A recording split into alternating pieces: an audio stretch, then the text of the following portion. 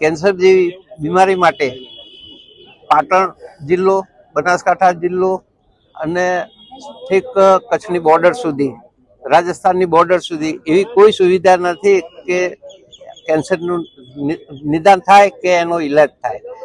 અને આ જિલ્લાના આ બાજુના વિભાગના દર્દીઓ માટે મહેસાણા કે અમદાવાદ જવું પડે એ બહુ ખૂબ જ દર્દની બાબત છે.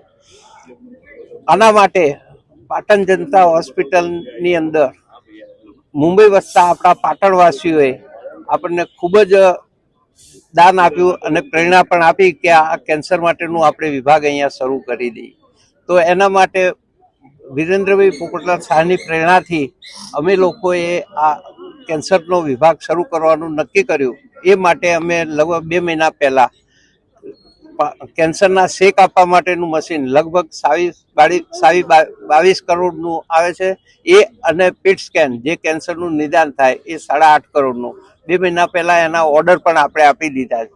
અમારો અંદાજ છે લગભગ 65 લાખ કરોડના ખર્ચે આ બિલ્ડિંગ અને બધું જ મટીરિયલ સાથે તદ્દન 12 મહિનામાં હોસ્પિટલ ઊભી કરવી અને આપણા વિસ્તારના લોકોને સારી સેવા મળે, સુવિધા મળે એ હેતુથી અમે કામ કરી રહ્યા છીએ. અને આપ સૌ લોકોની કૃપાથી, મહેરબાનીથી આ હોસ્પિટલનું કામ પૂરું થાય એ જ પ્રભુને પ્રાર્થના.